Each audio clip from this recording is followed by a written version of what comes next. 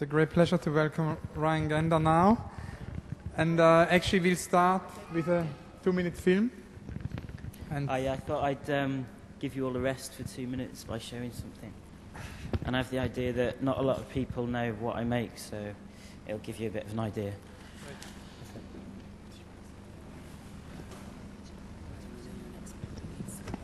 Okay. There's just, instructional things are definite, and there's quite a lot of questions about this film, so that's why I think it would be good to introduce, to introduce something else.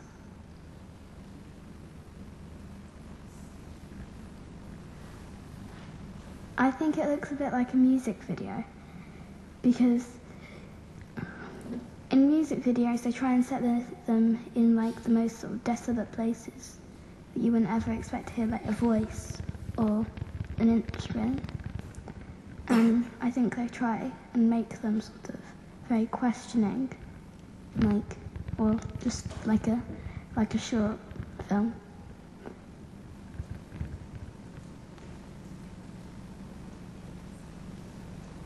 Yeah. I think it could have been made for that, but I think I think it could have been made for a computer game. But I think it would be difficult, and because it's very quiet, sort of, even though it couldn't be noisy because there's no sound to it. It's very quiet because it's quite a soft image, and in computer games there's always sort of a challenge that you have to overcome, but you just feel for this you have to look at it, and there's nothing more to sort of achieve. I think probably in a music video.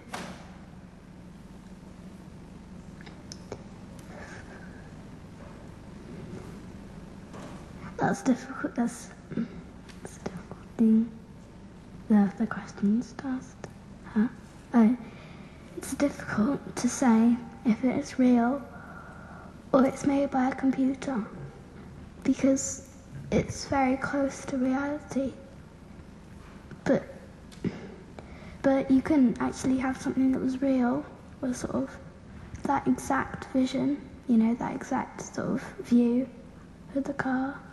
So I think you'd probably think that it was you'd think that it was made by a computer.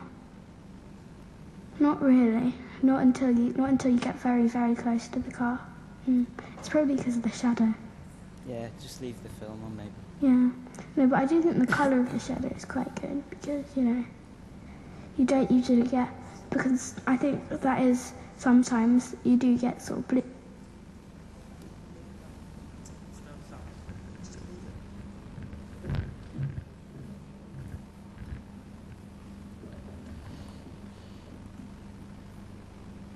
Many thanks.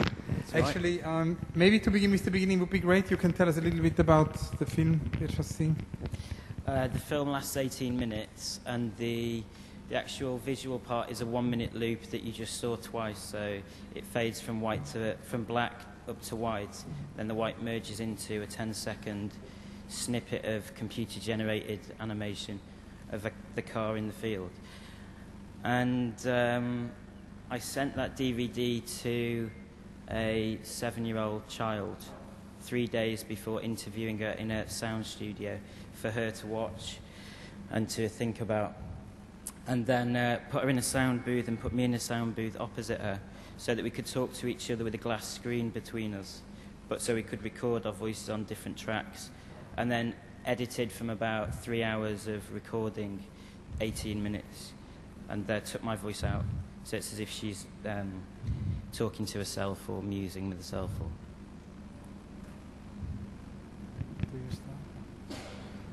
Or why did you remove the traces of your questions? Why did you turn it into a monologue? I don't like the sound of my voice, so I wouldn't have been able to watch it afterwards if my voice was in it, because I'd find it irritating. But it's It was made specifically for. There's a thing at the Basel Art Fair called the Statement section, which is solo stands in the art fair, and it was made specifically for that. So it works in other places, but it kind of works best there because a lot of what I asked her, she's a child of someone who's in the art world, so she's been to art fairs and she knows about art. So a lot of what I asked her was about the nature of art fairs and the nature of walking around. So she makes a lot of anecdotal things about. At one point, she says I ask her what an art fair's like, and she says, you know, when people call the art world, well, the art fair is the art world because there's streets and there's people and there's small houses, and that's the way the art world is for her, in her imagination. It's a world. Maybe a topic to somehow relate to many of the previous discussions which have been about London, about notions of mapping of the city, of how London changes. I was wondering, I mean, it was also had to do a lot also with the future, but also with the past, and maybe how the past can be a toolbox. And I was wondering if you can tell us a little bit about your Bologna project, because I was just reading your small booklet, which is actually 9 projects for the Pavilion de l'Esprit Nouveau. Yeah. Project which happened this spring, and I was wondering somehow how you revisited this pavilion, and if you could tell us about the project. Well, like you said, there's 9 projects, but I think the most significant project there for me was to produce a time capsule which will be opened in 50 years, with the idea that I won't be alive in 50 years. So I don't know, maybe I will, maybe I'll be lucky, I'm not sure. Fingers crossed. But I like the idea that a work would be produced after the last work that I'd made, in a way. And it was kind of logistically very difficult to organise. It involved passing a small bylaw in Italy and opening an arts trust that would ensure that someone would have the work produced in 50 years. And the work is new curtains for Le Corbusier's Pavilion in Bologna, which was a gift to the city of Bologna from the city of Paris in the 30s. But that particular pavilion, the city of Bologna didn't decide to build it for 50 years after it was given as a present to them, like they didn't have faith in Le Corbusier or something. So I thought it was nice to take that 50-year time span and move it forwards beyond this moment into the future. So in 50 years, if the trust works the way that it should, a child descendant of Le Corbusier will be traced and be given a set of instructions and the original Le Corbusier intellectual colours from the pavilion, and asked to make a painting. Then the painting will be sliced into 16 sections, revolved, and then screen printed onto curtains, and the curtains in the pavilion will be replaced. That's the idea, but whether it actually works out or not is a different thing, I think.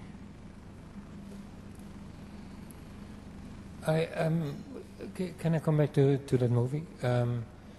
I think that you're the first of our speakers who introduces the issue of innocence, and so far children kind of stand for innocence, but your questioning and her obvious sophistication make it a lot more complex than that. What are you trying to do with the thing in terms of reality? Are you trying to...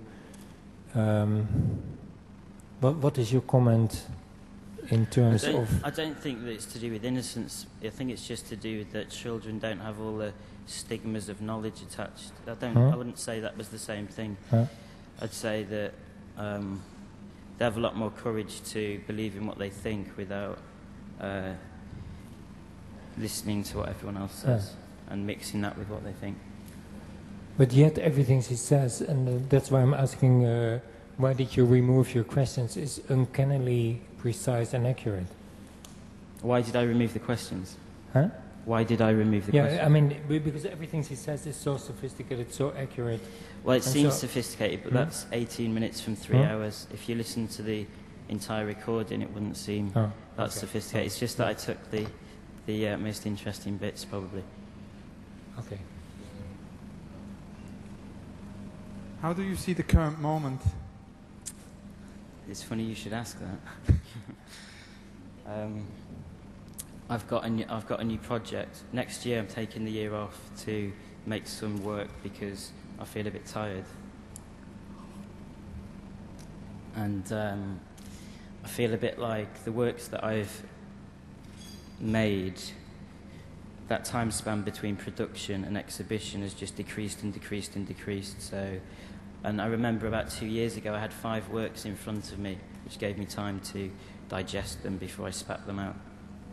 And I've sort of lost that. So I'm sort of chasing my tail a bit, and I find that a bit frustrating. So I'm taking the year off next year. And I thought, the other thing is, I found myself with some money, and there's something that I always moan about in London, which is that there's too many bad artists that have exhibitions, and I moan about it a lot. So as a sort of self-help therapy, I started a gallery, which opens in September. What will it be called? It's called Associates, and you can write that down. And it's at 92 Hoxton Street, and it's a small shop. I'll tell you a little bit about it so you don't get confused, because I don't imagine myself as a gallerist at all. It's not one of my ambitions or anything. It's there'll be 12 solo shows over 12 months, and after the 12 months is finished, we'll end the project. It'll just be finished. It's just for 1 year. And the artists that are being shown haven't had solo shows in London before, and they're unrepresented. And it's different to an artist-run space because it's not run by artists, it's managed, so like a professional venture.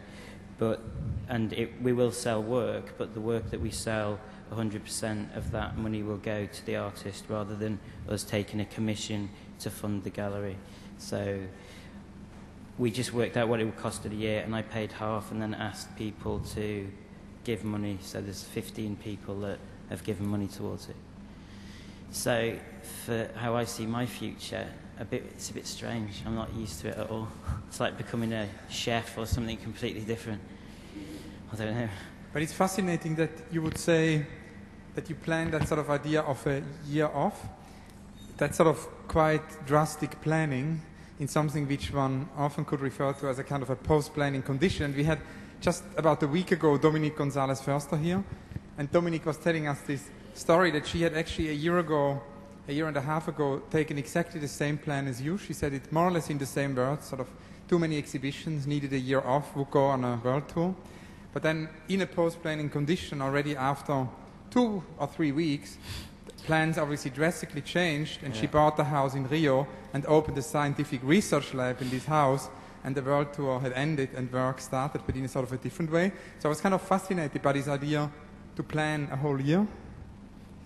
But the nature of the job is that if you don't do it and you're not strong about it, then you don't do it at all, because things just come along and you end up saying yes. It's really difficult to say no. So it was really important to define a real period of time to... But I shouldn't call it a year off because it makes me sound lazy. I should call it a research sabbatical or something. Or to liberate time, maybe. Or something. Sorry? To liberate time, yeah, maybe. Exactly. Something like this, yeah. What about the city? I mean, talking about the moment now, we were wondering also about London and to which extent, I mean, you live in London, you work in London, the city sort of has to do or enters your work and your work enters the city, and how you see London now? I see it as very expensive, very unfriendly to people in wheelchairs. It can be a very depressing place to live. I look forward to going out, and I get terribly depressed when I drive back in. And this is the first time I've been this far west in about 3 months. I just stay in the east, and I only move east or north. I never go west or south. It's my strange compass. To be honest, I'd hate to be an art student in London. I think it would be a terrible place to study. I studied in Holland, so I'm kind of lucky because I had the best that you can get, really. I went to Jan van Eyck Academy in Maastricht and then to the Rijks Academy in Amsterdam, and they're 2 really nice places, friendly places to study with enough money and a nice place to live. But I couldn't imagine studying in London at all. And I wanted to. When I when I'm from Chester, which is in the north of England, and when I left Chester, I applied to go to Goldsmiths because all my peers were going to Goldsmiths, and it seemed to be the right thing to do. And I didn't get an interview, and that happened with a few London colleges.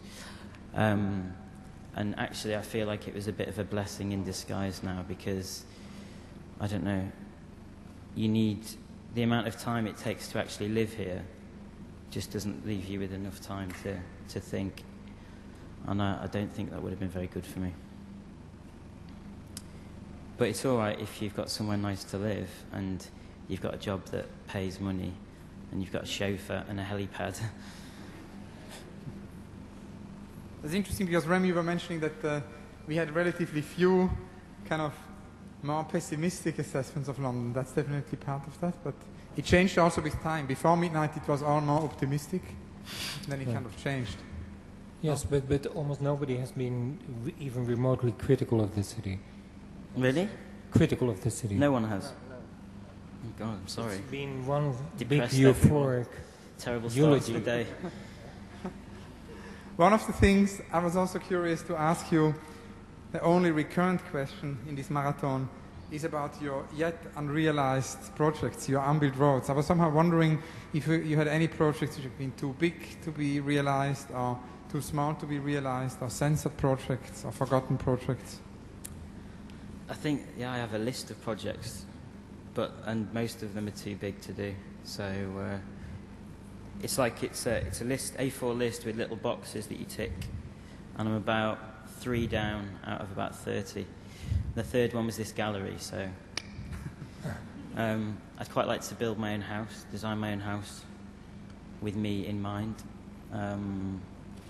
My own coffin, not sure about that. Yeah, I'd like to make some jewellery, I'd like to make a pop video. There's loads of things I'd like to do. The list is endless, and actually it seems like half of them you could never achieve, so...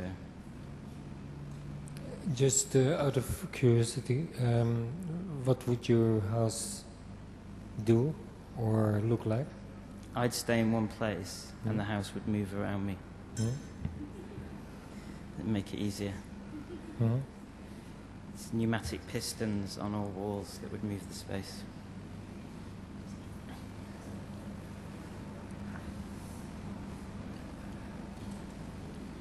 I don't know.